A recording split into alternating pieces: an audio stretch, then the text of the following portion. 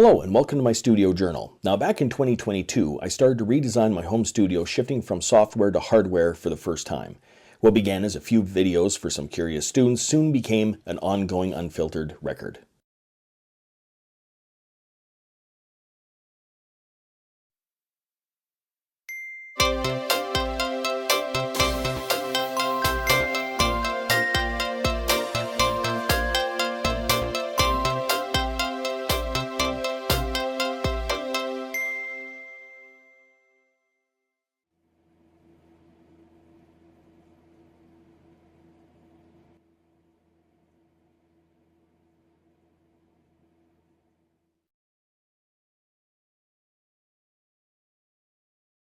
It turns out that the AKAI force that I put behind or underneath the shelf, let's see if I can even see it back there, the shelf way down there, it turns out that it's not the most convenient place. Originally, I put on that little stand, and the idea was I could just drag that stand out and all over the place and use it wherever I need to use it. If I'm using it as a standalone thing, I'm really using it with, well, this stuff that I have here, like the Native Instruments stuff.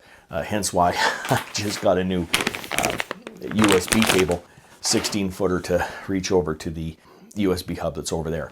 Today is just one task only, and that is to be able to fit the AKAI force to underneath the desk here.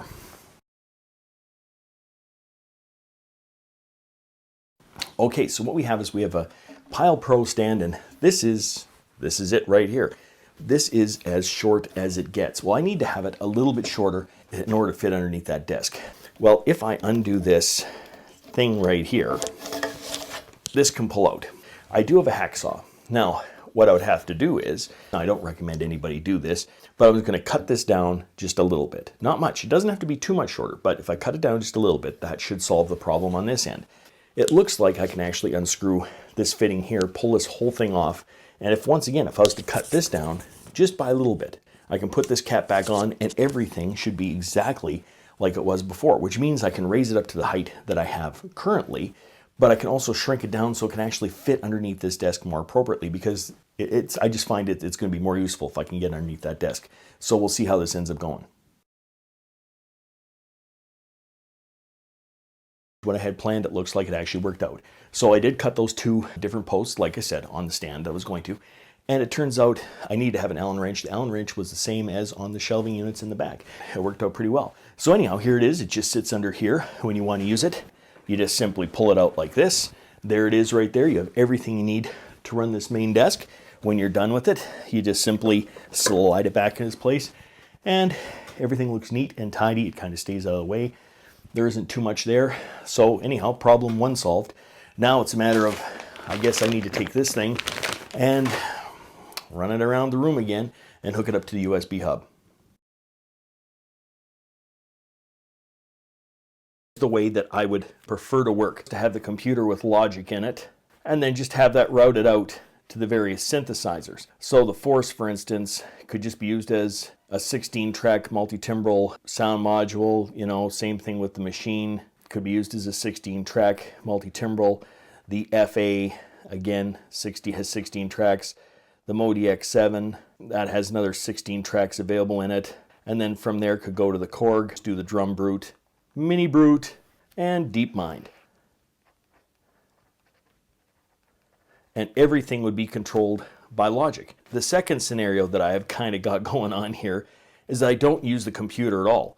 In fact, what happens is we have the AKAI force, and that is simply connected and synced, sending out clock to the Machine. And the Machine then, all of that's just synced and hooked up, so there's absolutely no issues. It just all works together. But if I'm doing that, I'm locked in doing either 8 bars at a time.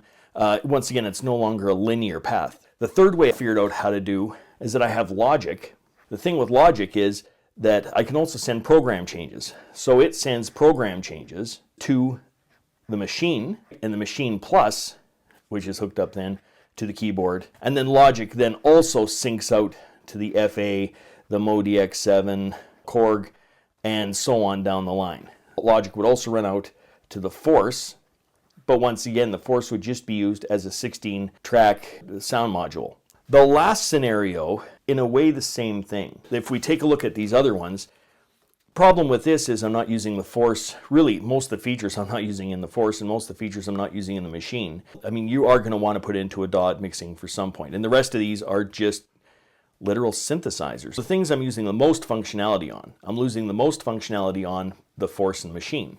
If I go with scenario 2, I'm using the functionality on both the machine, the force, as well as the FA, the MODX7, all that sort of stuff. The problem with that is that, like, the force only has 8 tracks that go across. The MODX, if I wanted to use 16 channels off the MODX7, well, the MODX7 already has 16 tracks.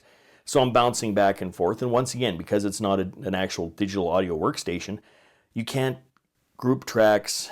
To switch tracks around is really difficult and all that sort of thing. So you can end up with things all over the place, and it's really kind of hard to manage if you're doing a bigger production. Once again, I have Logic, and it's controlling, it's tracked out to the machine, and it's tracked out to the force.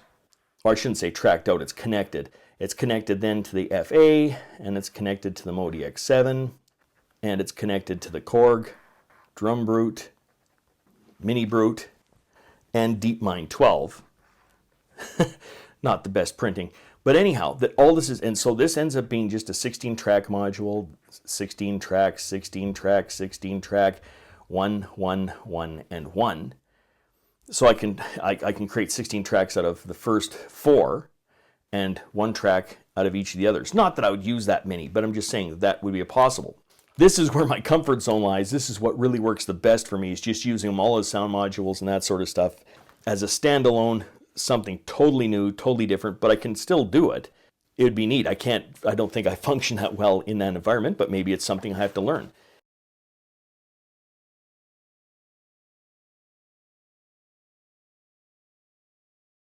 If you'd like to follow the full journey, check out my online studio journal linked in the description. Until next time, I'm just a music teacher having fun. Catch you on the next one.